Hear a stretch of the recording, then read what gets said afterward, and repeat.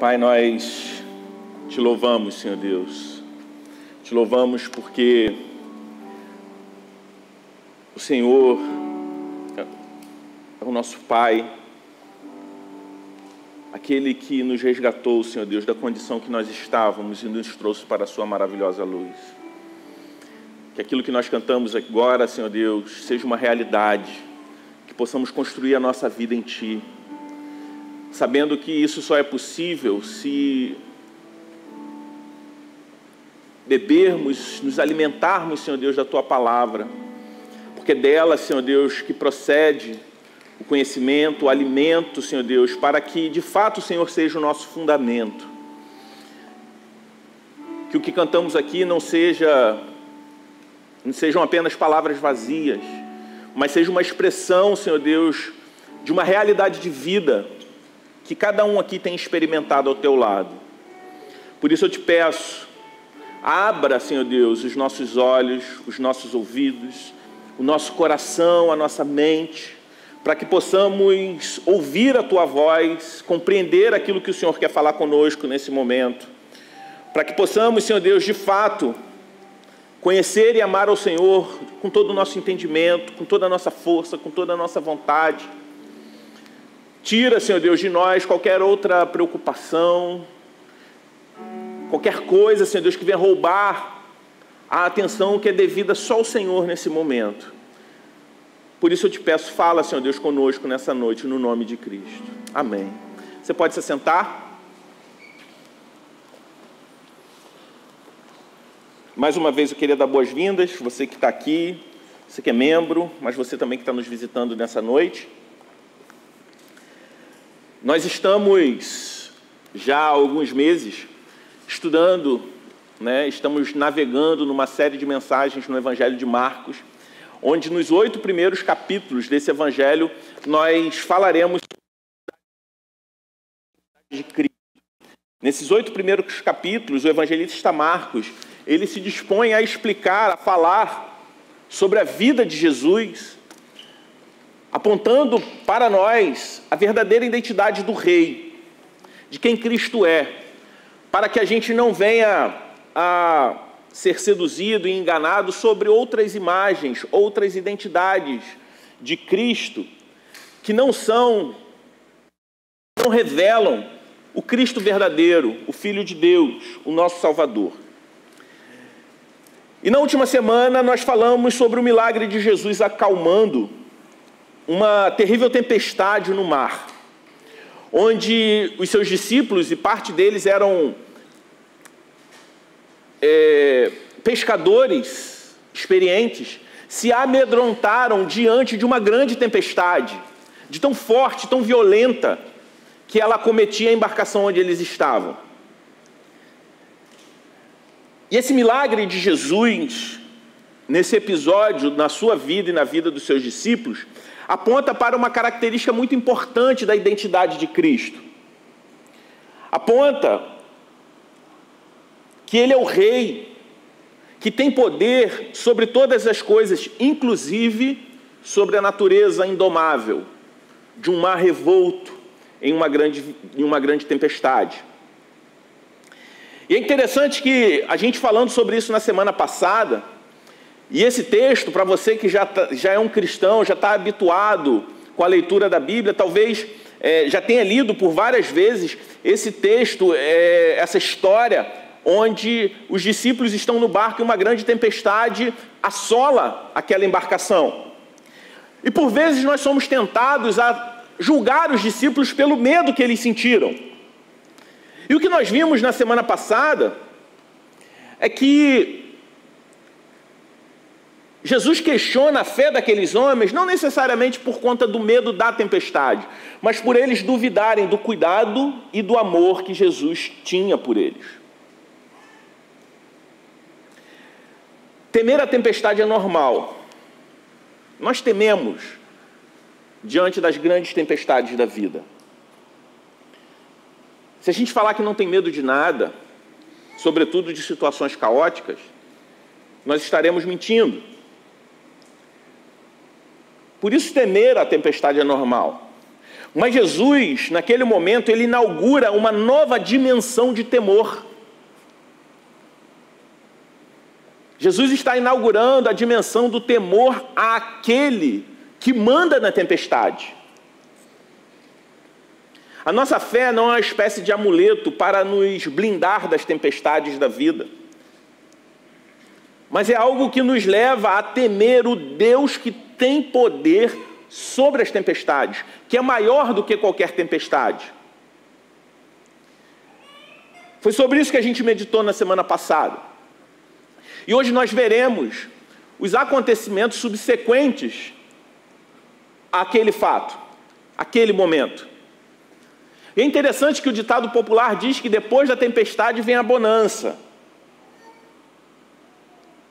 Pelo menos o ditado diz isso.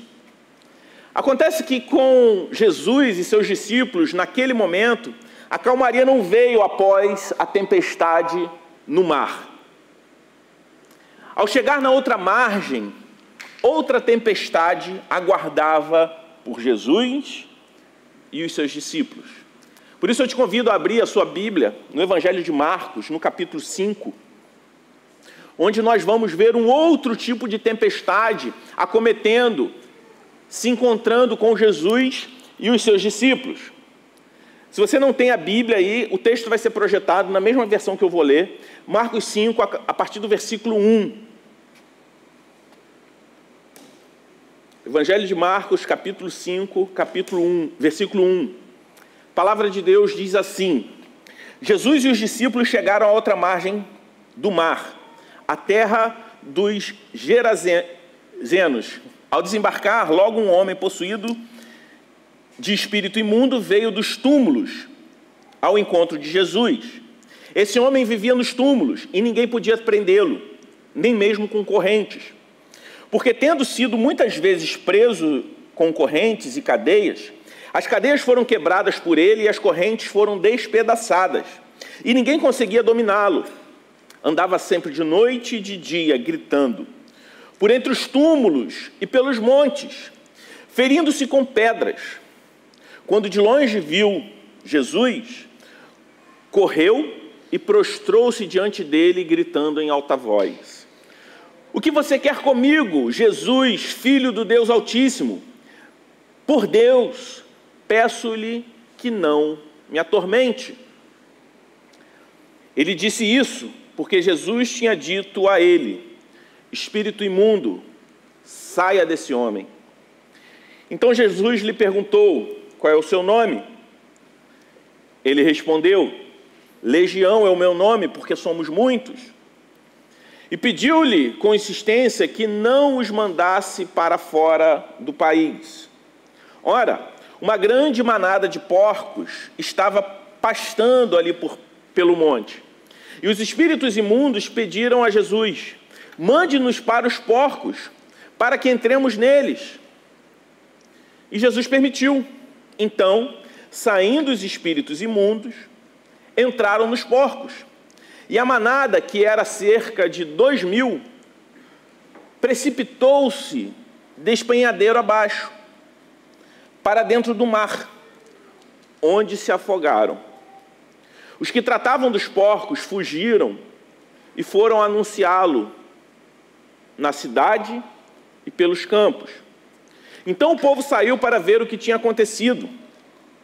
Aproximando-se, Jesus viram o endemoniado, o que antes estava dominado pela legião, assentado, vestido em perfeito juízo, e temeram. Os que haviam presenciado os fatos contaram-lhes o que tinha acontecido ao endemoniado, e também falaram a respeito dos porcos, e começaram a pedir com insistência que Jesus se retirasse da terra deles. Quando Jesus estava entrando no barco, aquele que antes estava possuído pelos demônios pediu com insistência que Jesus deixasse ficar com ele. Jesus, porém, não permitiu, ao contrário, ordenou-lhe: vá para a sua casa, para os seus parentes, conte-lhes tudo o que o Senhor fez por você e como teve compaixão de você. Então ele começou a proclamar em Decápolis tudo o que Jesus lhe tinha feito, e todos se admiravam. Essa é a palavra de Deus para nós. Você pode estar se perguntando nesse momento, mais um momento de exorcisão protagonizado por Jesus. Mas o que nós vemos aqui é que depois de enfrentar um mar agitado, Jesus encara um homem agitado. Essa é a conexão entre esses dois episódios, que são subsequentes. Um mar agitado e um homem agitado. Se de alguma forma a agitação externa trazia aflição e medo aos discípulos de Jesus, agora vemos um homem agitado por algo que ocorria dentro dele. E essa agitação também trazia medo às pessoas que estavam próximas a ele. Tanto o mar como aquele homem possesso eram humanamente indomáveis. Se por um lado ninguém possuía o poder de dominar o mar revolto, onde Jesus estava com seus discípulos um pouco antes, aquele homem é descrito pela palavra de Deus como um homem indomável. Nem mesmo cadeias e correntes conseguiam conter a fúria e a violência daquele homem possuído por um espírito maligno ou por espíritos malignos. E o que nós vemos aqui, que assim como Jesus agiu com a tempestade, Jesus age com aquele homem. Ele acalma, ele cessa com a tempestade que ocorria dentro dele. E é interessante porque nos outros evangelhos sinóticos, Mateus e Lucas, esse fato também é relatado. E os outros evangelistas trazem alguns outros detalhes a mais, ou diferentes, que Marcos. Mateus, por exemplo, diz que aquele homem se tornou alguém tão violento a ponto de impedir os viajantes passarem pelo caminho aonde ele estava. Ou seja, a possessão daquele homem impactou na rota de viagem das pessoas da região. Porque era alguém violento, incontrolável, indomável. Era impossível que alguém passasse por perto dele. O evangelista Lucas vai dizer que aquele homem, além disso tudo que Marcos falou, ele andava nu. Ele estava fora de si, sem controle, sem domínio próprio. Ele não vestia roupas. Além de Marcos dizer que ele se feria com pedras. O que nós vemos aqui no relato de Marcos, mas olhando também para Lucas e Mateus, nós vemos a descrição de alguém que nós poderíamos falar que era como um monstro. Alguém violento, incontrolável, que andava nu e com o corpo coberto de feridas. Alguém que ficava gritando, praticando atos de violência, atrapalhando os viajantes, com uma aparência física deplorável, sem roupa e cheio de feridas. Certamente era alguém que trazia medo às pessoas e também proporcionava o caos, uma vez que ele atrapalhava a vida cotidiana, a viagem das pessoas. Certamente era alguém que, ao se direcionar a um local, outras pessoas não podiam ficar perto. Era alguém que apresentava risco à vida de quem se aproximasse. Certamente as pessoas viam como um monstro de fato. Mas quando a gente olha para essa passagem, nós vemos o contraste. Se por um lado nós vemos a figura assustadora de um homem fora de controle,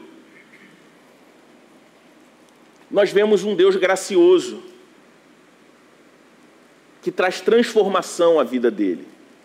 Existia ali um homem que precisava de ajuda por trás de uma figura assustadora. O texto indica que aquele homem tentou ser contido e controlado. Cadeias quebradas, correntes arrebentadas não foram postas por ele, mas pelas pessoas que viam nele uma grande ameaça, que sabiam que ele apresentava uma grande ameaça, e tentaram, sem sucesso, conter a fúria daquele homem. Por isso, nós vemos Jesus realizando algo que ninguém podia fazer. Nós vemos aqui alguém que só poderia ser ajudado por Jesus. Por isso a lição que esse texto nos traz é que um feroz endemoniado é curado. Mas também o que nós vemos, que junto com a sua libertação, a presença de Jesus traz alguns efeitos sobre a vida dele e sobre a vida das pessoas que estavam à sua volta. E o que a gente aprende aqui é que não há indiferença possível quando estamos com Cristo. A presença de Jesus não deixa ninguém e lugar nenhum como era antes. É impossível se encontrar com Cristo e permanecer igual. É impossível se encontrar com Cristo e ser indiferente a isso. Ao se encontrar com Cristo, aquele homem, mesmo antes de ser liberto, se você observar no texto, aquele homem, ele se prostra diante de Jesus, mesmo endemoniado. A prostração física demonstra uma atitude, ou a única atitude possível quando alguém se depara com Cristo, que é a atitude de prostração.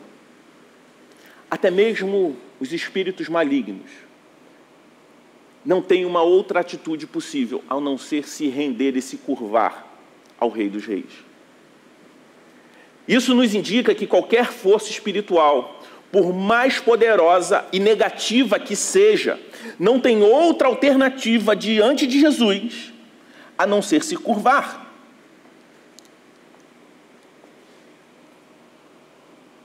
Por isso esse milagre narrado aqui, também traz uma característica importante da identidade do rei, a identidade de Jesus.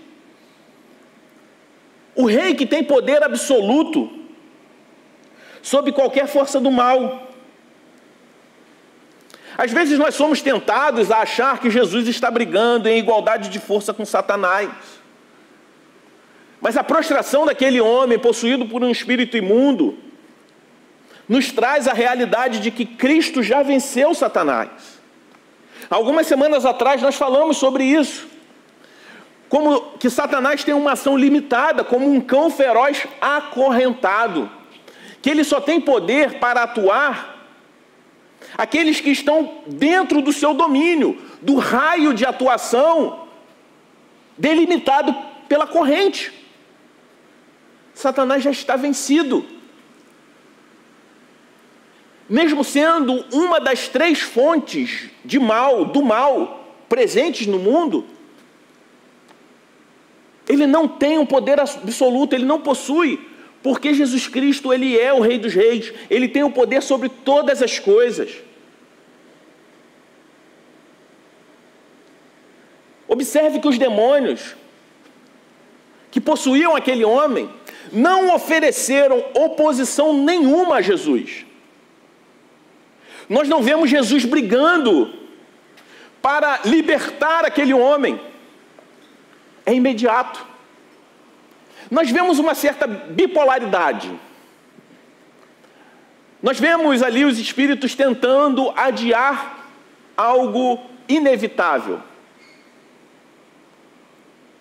Isso me lembra um pouco as nossas atitudes quando nós temos uma realidade negativa que é inevitável. A gente tenta adiar. Aquele trabalho chato para fazer, né? Aquela atividade chata do trabalho que tem para fazer. Aí você vai deixando para depois, vai adiantando outras coisas que não são tão chatas assim. Mas não adianta, uma hora vai chegar. Minha filha Alice fez 6 anos. Na hora que a gente coloca ela para dormir, e ela não quer dormir, ela quer ficar brincando, ela fica tentando adiar, mas ela sabe que ela não tem como resistir à minha autoridade e à autoridade da Edna. Ela fala: pai, posso ir lá beber água? Acabou de deitar. Pai, eu preciso ir lá. Ela quer sair do quarto e fala assim: ó, eu preciso ir ali falar com a mamãe, se a Edna estiver em outro ambiente. Ela fica tentando adiar, mas ela sabe que não tem como resistir à autoridade. Da mesma forma no trabalho. Vê uma ordem de cima para baixo, se a atividade for chata, a gente pode até adiar, mas nós sabemos que é inevitável. Aqueles espíritos imundos até tentam adiar um pouco, mas não há nenhum indicativo aqui de uma oposição, uma tentativa de tentar lutar contra a autoridade de Jesus. Porque aqueles espíritos reconheciam a autoridade suprema do Rei dos Reis. Não havia possibilidade de resistência. A única coisa que eles fazem é sugerir a Jesus uma alternativa. Nos mande para os porcos.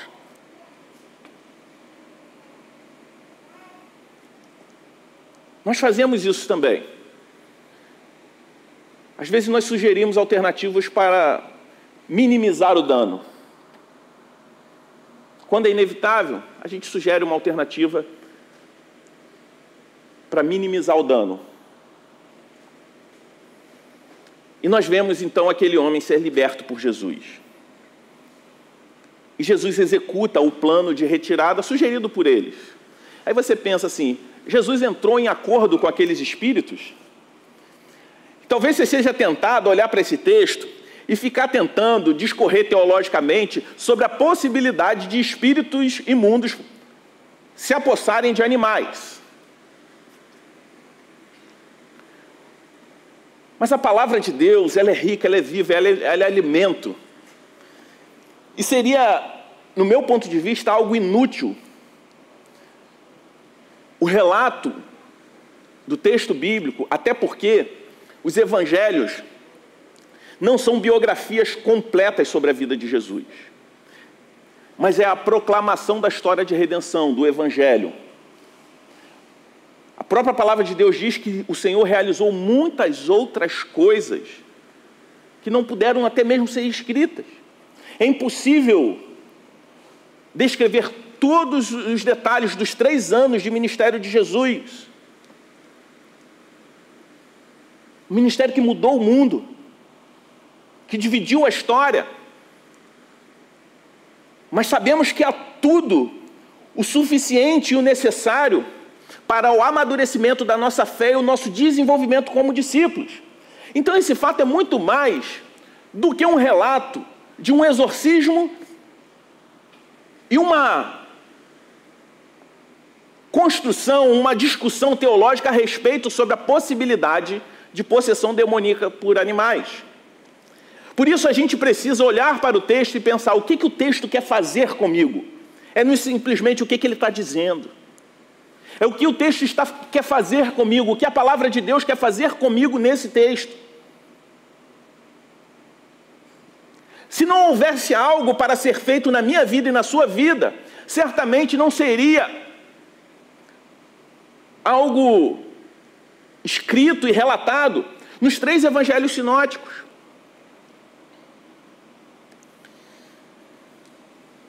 E o plano é executado.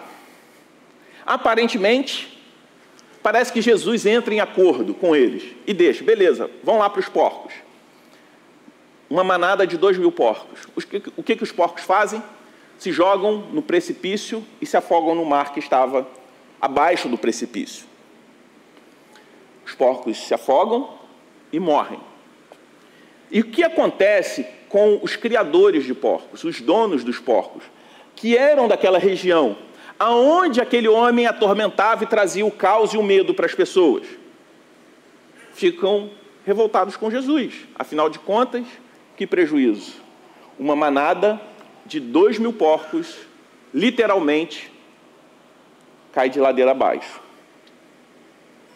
Os proprietários dos porcos ficaram revoltados por perderem o seu rebanho. Eles se comportaram como se preferissem um endemoniado lhes ameaçando a vida do que Jesus lhes ameaçando a economia. Se aquele homem antes era temido por ser um lugar de habitação de demônios, agora ele era ainda mais temido por ser um lugar da ação de Deus. No versículo 15, nós vemos isso. Aproximando-se de Jesus, viram o endemoniado. E o que antes estava dominado pela legião, agora sentado, vestido em perfeito juízo, e temeram. Ele passou a ser mais temido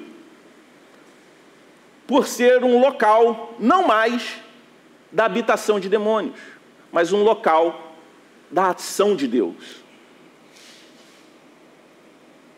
A ação divina, para muitos, é mais assustadora do que a ação maligna.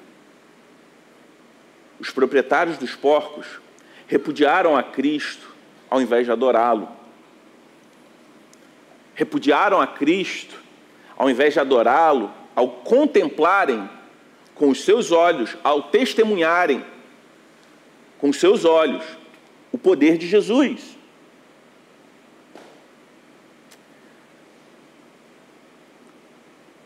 Agora eu gostaria de caminhar com vocês para algumas aplicações a respeito da pergunta que eu fiz. O que esse texto quer fazer comigo? Como eu disse, esse texto fala muito mais do que uma cena de exorcismo. Também não tem o propósito de ficarmos aqui discutindo teologicamente sobre a possessão demoníaca em animais, mas sobre o propósito pelo qual Jesus agiu dessa forma. Primeiramente, nós vemos a realidade de alguém sem domínio próprio. Aquele homem, ele estava naquela condição por ser alguém sem domínio próprio. Domínio próprio é um aspecto do quê? Do fruto do Espírito. É uma das características daqueles que são propriedade de Deus. Domínio próprio. E o que nós vemos aqui é que existiam forças que tentavam dominá-lo. Os demônios e as pessoas. Porque houve a tentativa de acorrentar. Houve a tentativa de prender em cadeias. Havia uma guerra de forças tentando dominar a vida daquele homem que não tinha domínio próprio. E isso traz para nós uma grande realidade.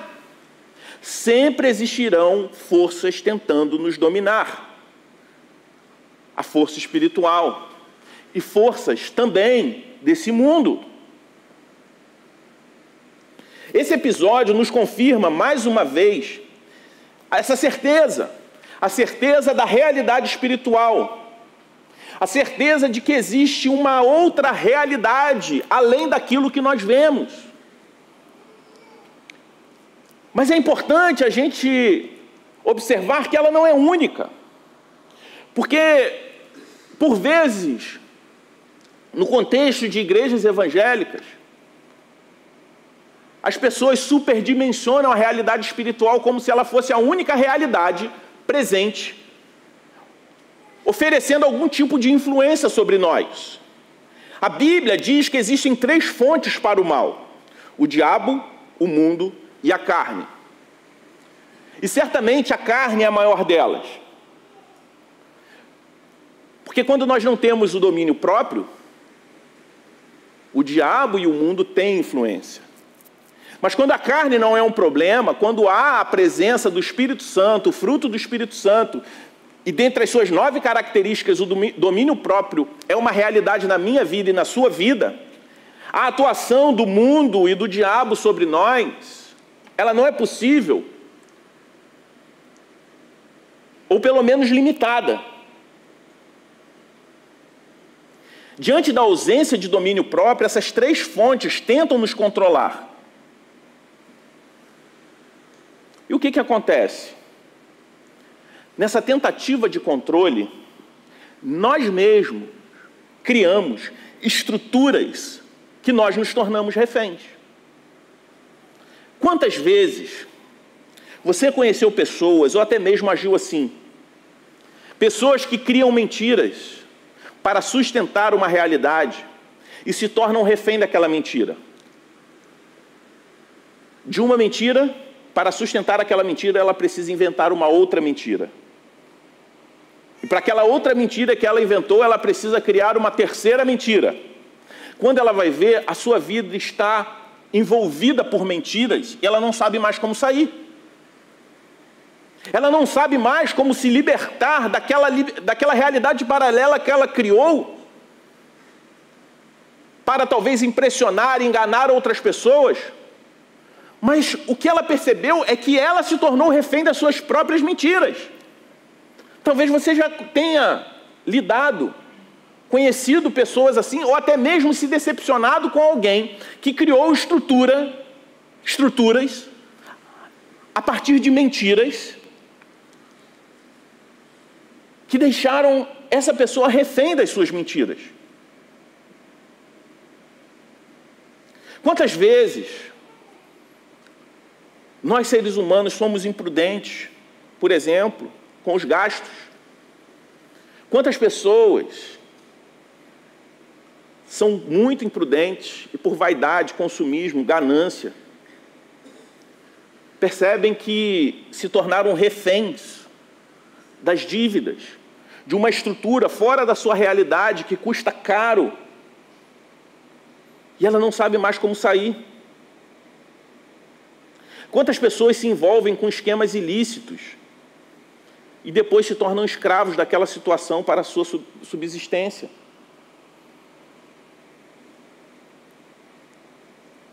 Criam seus negócios a partir de esquemas ilícitos, onde depois ela se torna refém porque não há mais viabilidade do seu negócio, do seu empreendimento, se não for através da corrupção. O que falar da política brasileira? Que por vezes nós temos a sensação que trocam-se os atores, mas a máquina, a estrutura que foi criada para que as coisas funcionem, só são possíveis a partir de estruturas que escravizam. E as pessoas não têm como sair daquilo. Quantas vezes as pessoas se envolvem em relacionamentos afetivos, ilícitos, a fim até mesmo de suprir uma carência que é legítima, porém de uma forma contrária à palavra de Deus, e não consegue mais se libertar dessa situação pecaminosa, simplesmente porque decidiu suprir uma carência de um modo contrário a que Deus estabeleceu. Quantas pessoas são escravas do sucesso, vivem em função do sucesso, da fama, da opinião dos outros, da necessidade de pelo menos parecer bem-sucedido, escravizam a sua vida em nome do sucesso que talvez nem chegue. Por isso, pare de criar estruturas que te deixam reféns. E é interessante porque no último módulo do mestrado que eu estou fazendo foi hermenêutica, e esse texto foi um dos textos onde o meu professor, pastor Ricardo Augusto, conversou com a gente.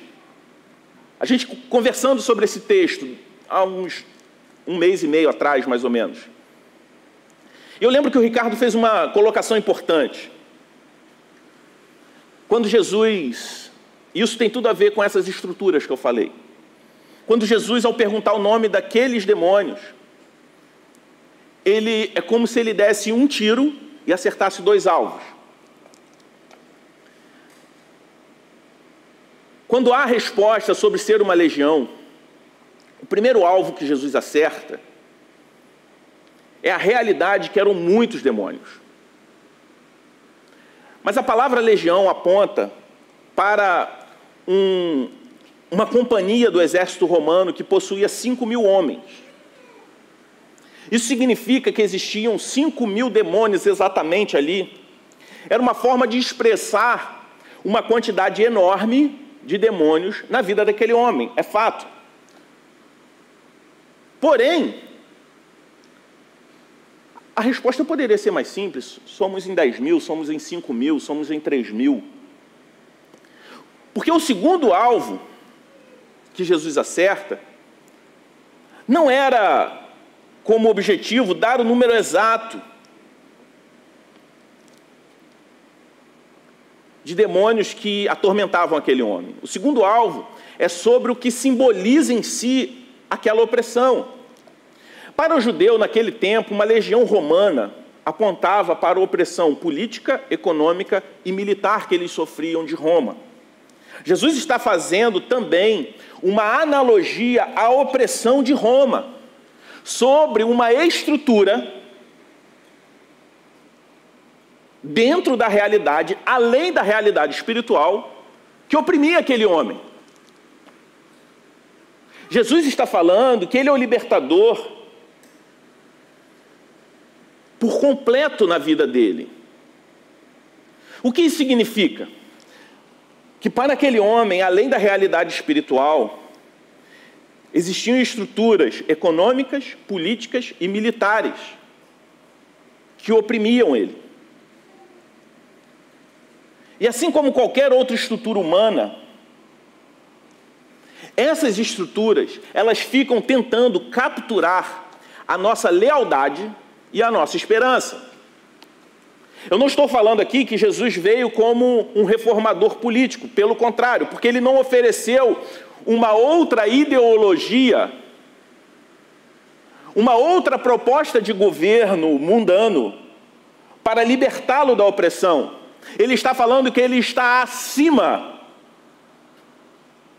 da legião que o oprime, espiritual, mas também aquela estrutura, aquela opressão social que todo o povo judeu sofria.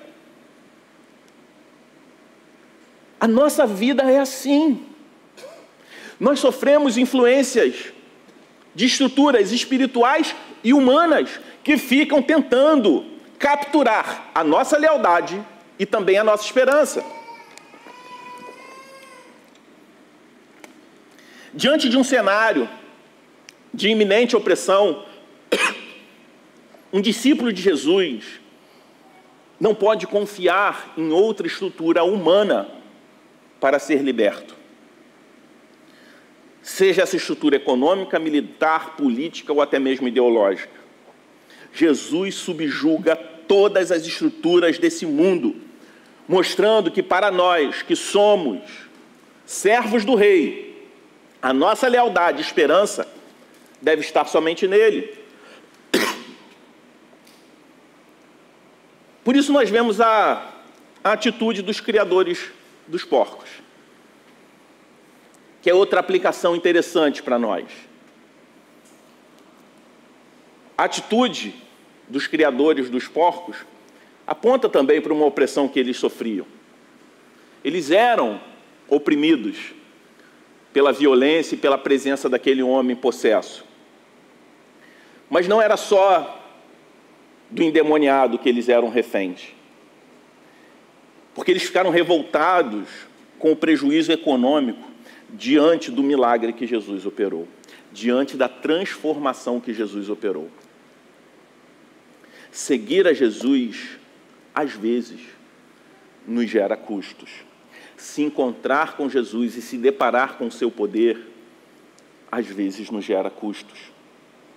Isso explica porque muitos preferem departamentalizar a vida, de forma que em determinadas áreas, onde seguir a Cristo significa que isso vai me gerar algum custo, dessa área eu deixo ele de fora. Porque se ele transformar essa área da minha vida, eu vou ter que abrir mão de muita coisa. Se a minha tentação, por exemplo, se a tentação da pessoa, por exemplo, na área sexual, Jesus fica de fora dessa área. Para não gerar um prejuízo em obedecer a Jesus nessa área. Se o problema é com o tempo, eu faço o mesmo. Se a razão da minha vida se tornou sucesso, eu sacrifico meu tempo, minha família, meu casamento, meu compromisso com a igreja e tudo mais que for necessário no altar de adoração, o sucesso e as riquezas. E deixo Jesus de fora. Porque se ele transformar o meu ego, eu vou ter que abrir mão desse meu desejo desenfreado por ser aceito, por ser bem-sucedido. Não estou falando que seguir a Jesus implica o fracasso. Eu estou falando o sucesso como um ídolo.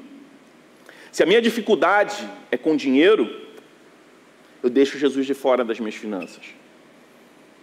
Eu deixo de contribuir com a obra de Deus, porque eu não vejo isso como um privilégio, como um gesto de adoração, mas eu encaro como prejuízo. Mesmo sabendo que Deus usa esses recursos para a transformação e libertação de muita gente. Como aquele homem. Não deixe Jesus de fora de nenhuma área da sua vida, meu irmão e minha irmã. Se necessário for, assuma os custos, mas se maravilhe com o milagre que Deus está operando no mundo. Por último, Jesus tem uma atitude diferente com aquele homem. Se antes Jesus apelava para o silêncio, quando ele operava um milagre, ele falava, não conte para ninguém. Com esse homem, ele faz o contrário. Ele fala o seguinte, vai para casa e conta para todo mundo o que eu fiz em você. Conta para sua família, conte para quem você conhece, volta para sua cidade. Ao invés de pedir para ele não contar aos outros o milagre, ele convoca aquele homem para a missão a partir do milagre que ele recebeu. Jesus não aconselha ele ao silêncio, mas ele faz daquele homem, que era visto como um monstro, e transforma-o num missionário. Nós somos desafiados a contarmos como ele nos libertou, enquanto as influências, as estruturas, tentam nos escravizar e nos impedem para a missão. Por isso, para concluir, eu gostaria de fazer alguns desafios a você. Primeiramente, ao ler esse texto, eu preciso entender que eu não posso ignorar a realidade espiritual. Ela existe, ela é real, e só existe uma forma de enfrentá-la. Fortaleça-se no Senhor. Cultive uma vida de oração, de leitura da palavra, se comprometa com Deus através da igreja local, que é o corpo de Cristo. Porque foram esses meios que Deus estabeleceu para o nosso fortalecimento, para a nossa subsistência nesse mundo. Não existe vida cristã autêntica sem uma vida devocional e comprometimento profundo com a igreja de Cristo. Não ignore a realidade espiritual que está à nossa volta. Em segundo lugar, reconheça que muitos dos problemas que talvez você esteja enfrentando foram criados por você mesmo. Talvez por atitudes e decisões que criaram estruturas que hoje te escravizam. Mas saiba que Jesus, Ele é poderoso para te libertar. Ele é o seu libertador e Ele é suficiente para você. Terceiro desafio é que quando você ouvir o chamado de Jesus para a liberdade, se for necessário, assuma o custo. Certamente é Ele te livrando de alguma estrutura que te escraviza, ou pelo menos tem um grande potencial para isso. Por isso, confie que na medida que você se compromete com o ordinário, com aquilo que Deus requer de nós, Ele faz o extraordinário em nós. Busque a Deus, sirva a Cristo através da sua igreja, anuncie o Evangelho. Seguir a Jesus não é para sedentários espirituais, para aqueles que só esperam receber. Seguir a Jesus implica agir em amor a Ele. Se você está aqui nessa noite, você ainda não tinha se encontrado com Cristo de fato. Talvez você tenha até imagens criadas a respeito de quem Cristo é. Saiba que Cristo é o Rei libertador, que nos liberta da realidade espiritual que nos escraviza do pecado, mas também nos liberta de nos tornarmos reféns, de termos atenção e lealdade suprema a qualquer estrutura humana que tenta nos aprisionar, que tenta capturar a nossa atenção. Isso é possível porque Jesus Cristo, que é o Rei dos Reis, morreu por mim e por você, e no terceiro dia Ele ressuscitou, para que nós também tivéssemos nova vida com Ele. Você que é cristão, confie nessa verdade.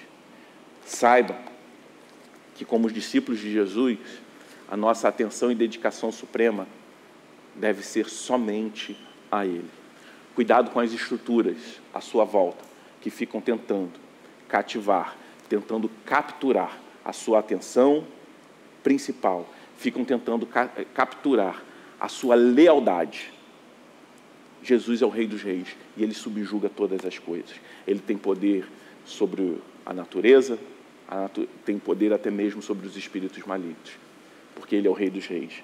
Não há poder, não há estrutura que venha competir com Ele no seu poder. E esse mesmo Cristo que nos chama de amigos, que nos acolhe, que nos salvou e que nos religa novamente ao Pai. Amém? Vamos orar? Pai Santo, nós te louvamos pela tua bondade. Te agradecemos porque tu és o Rei dos Reis, aquele que tem poder sobre todas as coisas, aquele que não poupou a vida do seu Filho para morrer em nosso lugar, aquele que não compete em força com nenhuma estrutura desse mundo, com nenhuma força espiritual, por maior, por pior que ela seja. Jesus Cristo é o vencedor, Senhor Deus, e é nisso que nós temos a nossa segurança. Nos ajude, Senhor Deus, a caminhar nesse mundo confiando nessa certeza. Ajude-nos, Senhor Deus, a vivermos uma vida que se submete, se rende completamente a Ti. Porque Tu és o nosso Rei, Tu és o nosso Senhor. E somente a Ti nós devemos lealdade suprema, devoção e adoração. No nome de Cristo que nós oramos. Amém.